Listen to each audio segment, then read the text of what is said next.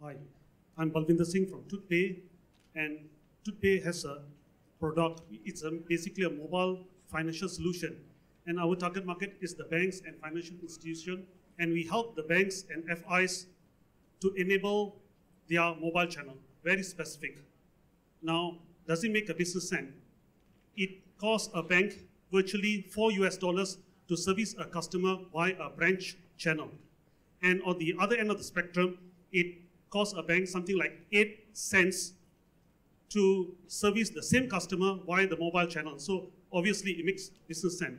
Now, what are the issues which the banks are facing? First and foremost, there's no universal or one-size-fits-all solution. You have different types of operating systems, you have different devices, and so forth. And to compound matters, there's also the security. And if you look at the trends which is happening lately, as the processor of the smartphone increases, so does the virus and malware attack.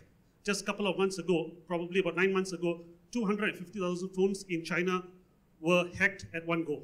And the guys, they actually let the customers to download certain apps over a period of 6 months. So this is a profound effect.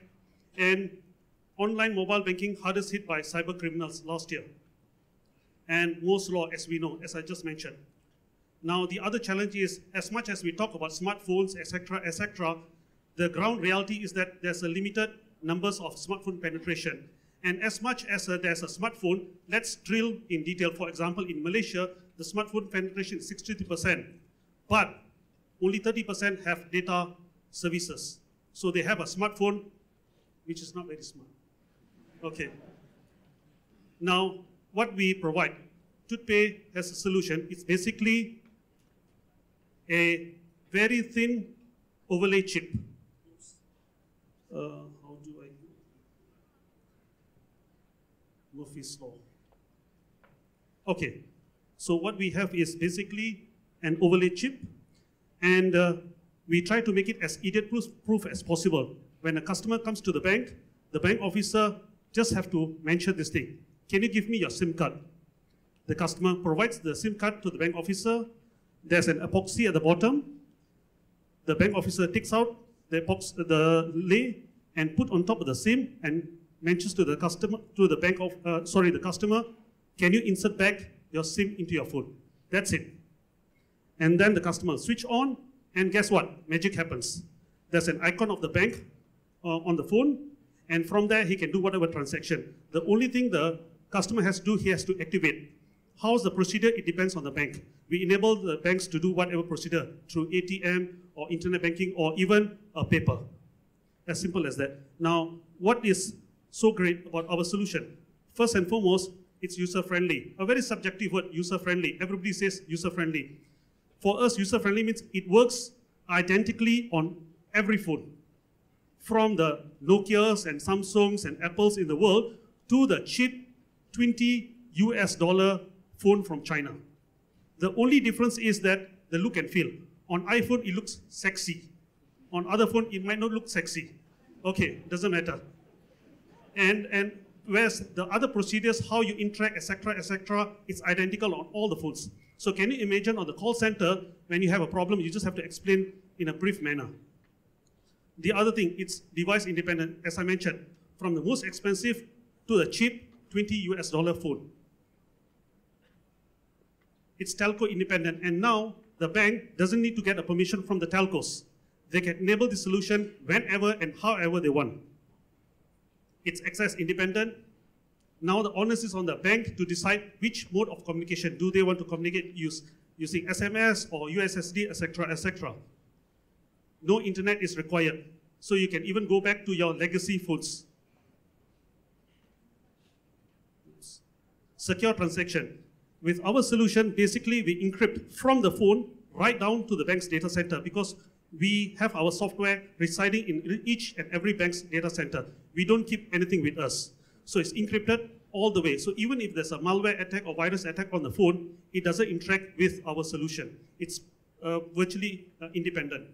It's cost-effective marketing talk. Okay. Obviously. Now, business model. Are we running a charity? Obviously, no. So how we are making money? First and foremost, we have a one-time implementation fees with the bank, and then we have recurring monthly for the duration of our contracts. All our customers until now, we have on average, we have done a 3 years contract. So there's a subscription fees and the transaction monthly fees with the banks, and there's also the cost of this overlay. Deployment, we have a couple of deployment. We have already running in Malaysia, banks in Malaysia, Thailand, and Indonesia. We have proof of concept in Cambodia. Going forward, it's in Myanmar and Bangladesh. And we have actually got no objection letters from the central banks of each and every country. And an overview, 600,000 registered users out to today, tested on thousands of phones. And most important is, until today, they have millions of transactions with zero fraud.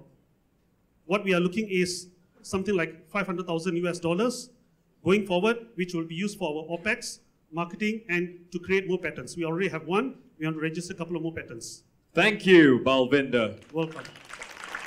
Judges, over to you. All right, I'll start with the obvious question. How secure is this overlay? Can someone just copy this? No. It's basically what we do is that we know that some of this message which is sent through the air can be hijacked, so to speak. So we always have this timer. From again, we sit down with the bank, and the bank decides whether it's 30 seconds or 1 minute. So if the message is sent over the air, and it doesn't arrive within 30 seconds or 15 seconds, then it's rejected. So, and as I mentioned to you, we have our banks, who are the customers, they have done millions of transactions, and zero fraud. How long did it take for you to acquire those 600,000 customers, and how many banks or partners is that distributed across? Okay. We have started with our first bank, which is based in Malaysia, about 2.5 years ago.